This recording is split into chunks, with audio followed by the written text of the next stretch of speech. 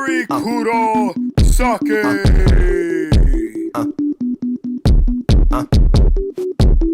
Ichigo Kurosaki. Day and night. Ichigo and Mary Kurosaki. I don't attain.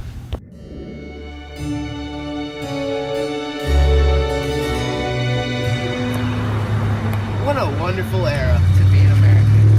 Yes, such a prosperous time indeed. Now, in my 20 years of being a stockbroker, I've never seen better times in the economy. Yes, maybe we should buy that Ford everyone's talking about. It's all over the radio. Honey bunches of oats.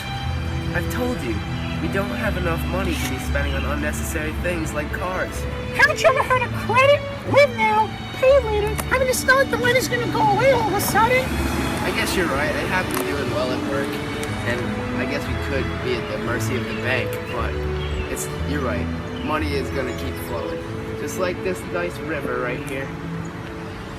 So, a little car wouldn't even hurt to even get it. Wouldn't break a sweat at all. Yeah, I guess you're right. We'll see about it. Kurosaki residence. And 1 week later. Honey, I'm home. Huh? You got the car? Of course they got the car. They have assembly lines making these babies now. Everyone focuses on one specific part and they get really good at that part, and then it just goes much smoother down the whole line. They make them way faster than one car at a time. It sounds like all these manufacturing companies are making so many automobiles. It's enough to give every single person in the country one. Man, they're really targeting all this mass production. Oh, such a great thing. That's the point, honey. That way they can make more money.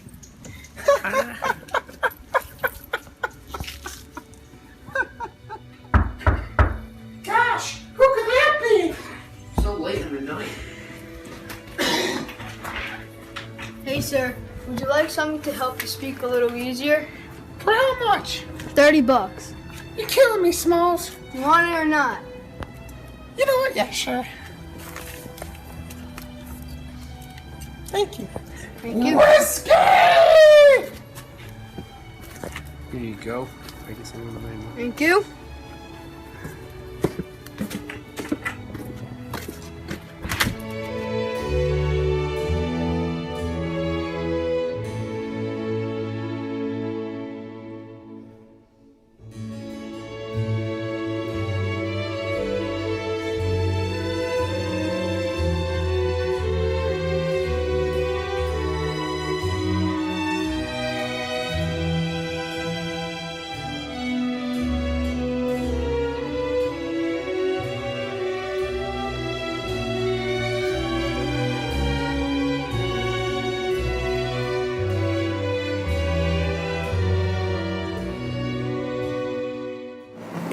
Here we see Ichigo and Mary Kurosaki having fun as a very happy couple.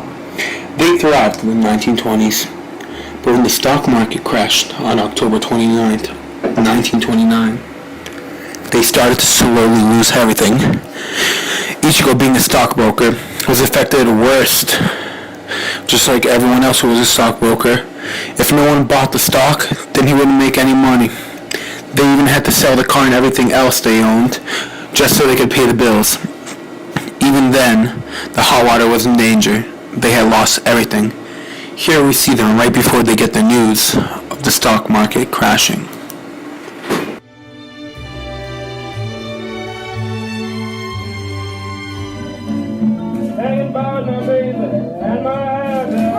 I like this song. What's the name of it? When the levee breaks by Memphis Minnie.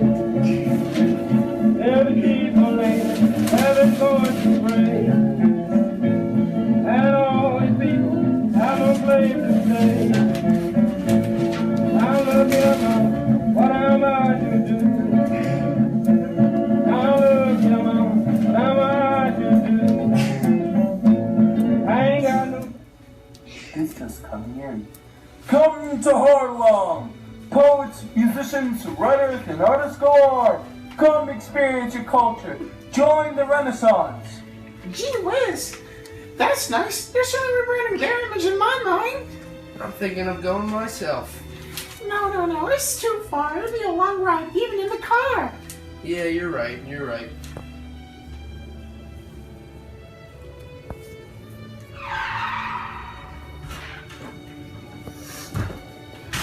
Honey, things are bad. Real bad. What happened? Did you have a car crash? No, the stock market crashed. The tickers haven't stopped since this morning. I'm sure you'll be fine. No, I don't think so, honey. Some 16 million shares were traded today. Don't you think that'd be a good thing, actually? Normally it is, except people are realizing that the stocks are way overpriced. And now it's been at a slight decline, but now it just plummeted all the way. Honey, what are we gonna do now then? What are we gonna do? What can we do other than saddle up for the ride? Here are Ichigo Kurosaki and Mary Kurosaki in 1933 after they got hit with a stock market crash. Although they weren't fully suffering yet, they still had to pay the bills and they lost almost everything they had in the house, including their car. This is them now in 1933 in their house. You know, we'd be able to pay the water bill if food wasn't so expensive. I know. Why these hard times do the fields have to dry up in a bowl of dust? Sad coincidence for us. Indeed. And remember, this is the CBR Radio, your information, notation, connotation nation radio station that you can count on. We've just received word that federal agencies have funded farmers with over $1 billion to counter the droughts they are suffering through. The WPA states that 3/5 of first-time relief cases in the Great Plains were strongly affiliated with the drought. 68% of farmers are being affected by this drought, and is only going to get worse. In other news, President Roosevelt has just signed the Tennessee Valley Authority Act, making a new federal corporation to improve the lives of those going through tough times due to the recession. They have made it their goal to provide cheaper electricity to homes and businesses, replant forests, and improve economic development. They also hope to boost travel on the Tennessee River and farming production, a generous act by a state severely affected by the Depression. Oh, that's ironic. We were just talking about the drought. And how about that Tennessee Valley Act? Very impressive that the government's finally stepping up to help the people out directly. And that electricity thing would really help us. That's tying the noose around our necks. I told you to stop using that lamp. That's what's driving our bill up. It's too dark to knit. Then just go to sleep. Don't use the lamp all night. Don't tell me what I can do. I can do whatever I want. You're the one with all those electrical power tools. I'll put a lid on it. In 1934, Ichigo and Mary had finally been struck by the Great Depression, and then Ichigo lost everything they had as well as Mary. Now, they live under a rock. A very big rock. A really big rock! We just miss the good old times where we could eat cookies and sit on actual couches. It pains me to see you go through this. I wish I could do something about this. All we have now is our radio and these pictures. Remember Uncle Billy? I know, honey. Why must we go through this? We never do anything wrong.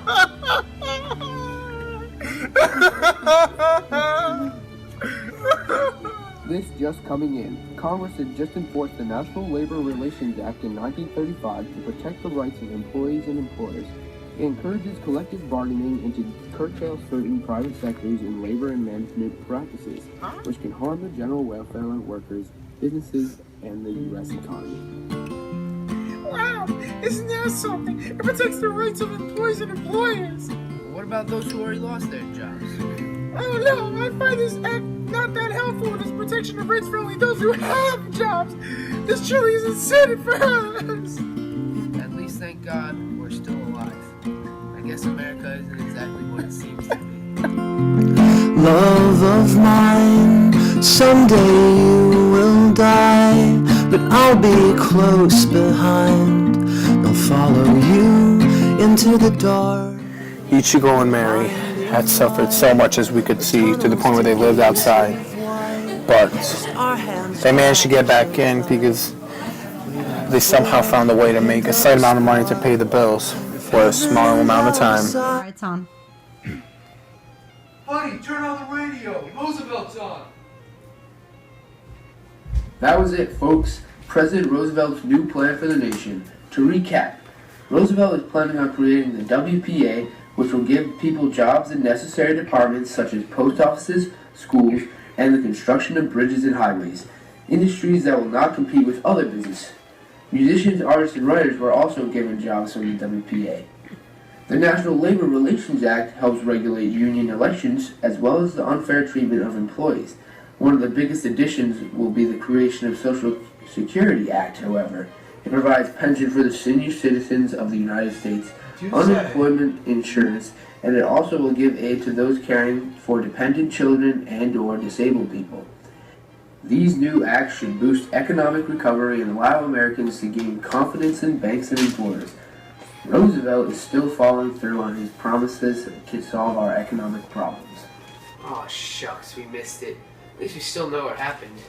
You know, the government's really played a larger part in our lives ever since the Depression. Yeah, I guess you're right. We really do need them, don't we? Don't you dare ever forget about the dearly beloved Uncle Billy. And the really big rock! As Mary and Ichigo had gone through the Great Depression, their views had changed about the American dream. They realized that what they dreamed out first could not be reality. In actuality, getting everything anyone desired was the American dream in the Roaring '20s. But since the stock market crashed, the American dream of all citizens shifted from being able to have everything that you wanted to everything that you needed. The impact of innovation and consumerism helped to cause the Roaring '20s and drove the stock market up. Many companies such as the Ford Manufacturing Company had been born in this time, where they made 15,458,781 cars. This showed that many people were innovating in the cars industry, and also hundreds and thousands of people had purchased such things, and the impact of consumerism had flown sky high, which is how the stock market went up. However, when the stock market crashed, all the numbers and purchases had gone down. People then were more worried about paying the bills and surviving this time period. This is how the Roaring '20s and the 1930s American dream differed from each other. Minorities had also been affected at this time. During the Great Depression, ethnic minorities like African Americans, Mexican Americans, and American Indians lived rather poorly. But unlike many other Americans who were shocked into poverty by the onset of the Depression, these groups were, for historical reasons, largely used to the sufferings of poverty and therefore were less affected by the initial devastation of the Depression. But there were hope among many that Roosevelt's New Deal would reach all segments of the population and help lift these marginalized groups out of the poverty. American Indians were another of the minority groups affected significantly by the Depression and the New Deal. Given that most Indians were now confined to isolated reservations or had lost the majority of reservation land beginning with the 1887 Dawes Act, the American Indian had one of it not the worst set of negative numbers for all social indicators: poverty, crime, education, suicide, etc. When FDR came into office, he decided that the time had come for the United States to give what he believed the American Indian was owed. He appointed John Collier as Commissioner of Indian Affairs, who then went on to create a plan that he called the Indian New Deal, demanding that they have full sovereignty over their land and have complete say over their future without interference from the government. Next, the Prohibition Amendment should have been enacted. That's because drinking and driving can cause problems and hurt civilians of cities. But this amendment prohibits the sale of alcohol beverages, which is a great way to protect the citizens of America from 1920 to 1933. A lot of people's lives were different from each other in the Great Depression. Some people lived in wealth, but others lived in poverty. The problem with this is that there is no middle. There were no middle-class people, which is what made the Great Depression so devastating. Lastly, the Great Depression led to more governmental involvement in many ways. First, Congress had established many helpful programs to help the citizens of America get through the Great Depression. For example, President Roosevelt had created the WPA, or the Works Progress Administration, to help citizens. Also, Congress had enacted many acts such as the National Labor Relations Act, which focuses on regulating union elections as well as the unfair treatment of employees. Also, the Tennessee Valley Authority Act and Social Security Act were created, as well as many others too. So one could say that the American dream had been shaped shaped through the beginning of the 1920s, from having everything in life to having things that you need like electricity, water, and food in the 1930s. This is how the Roaring Twenties and the Great Depression redirected the contrasting visions of the American dream.